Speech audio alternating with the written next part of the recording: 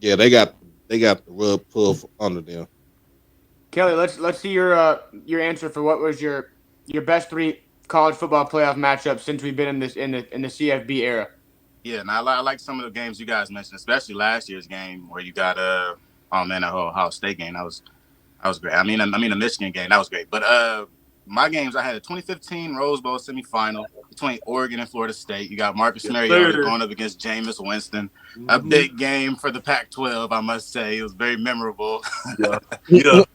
Another game, I got the 2018 championship between Alabama and Georgia. You know, you Yep. got Jalen Hurts and Tua, Najee Harris, Josh Jacobs, Devontae Smith, Calvin Ridley, Henry Ruggs, crazy, star-studded. Then on Georgia side, you got Jake Fromm, Nick Chubb, DeAndre Swift, McCole Hardman, Roquan Smith. Just it's crazy, just looking back on these type of things and seeing the type of talent that was on the field that we were watching at the same time.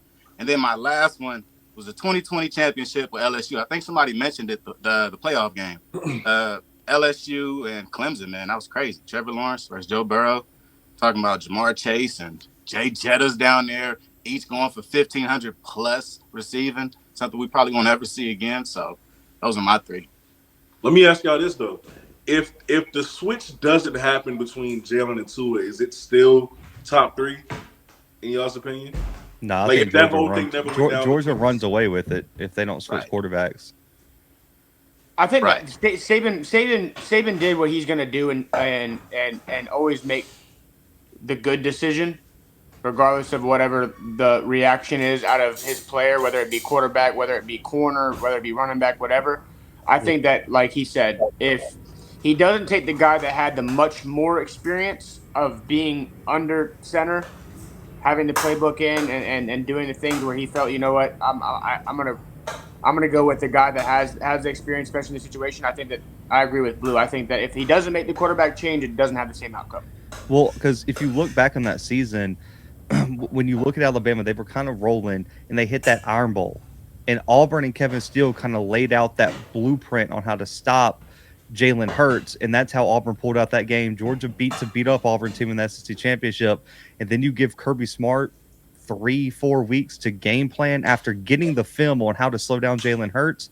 Saban worked with Kirby for too long, saying if we don't throw like a curveball at him, he's going to shut us down. And George, and just think about the history. How will we look at Kirby Smart? He's about to go for a three-peat now. If you add that title to his resume, there's a conversation, a strong one, that Kirby Smart's on his way to being the greatest football coach of all time. Hmm. Right. Yeah. No, I agree completely. I think the game went to overtime. Yep. It took for Tua to step up, Tua to do some things that we didn't think Tua could do at the time, to be honest. And Jalen Hurts, he wasn't really passing the torch. It just was. I think the system just wasn't really for him, Alabama at that time, and I think it just kind of came to a point in the championship where he was figured out, and the system didn't allow for him to do many other things. We saw later on in his career him running the read option and stuff in shotgun. He looks great.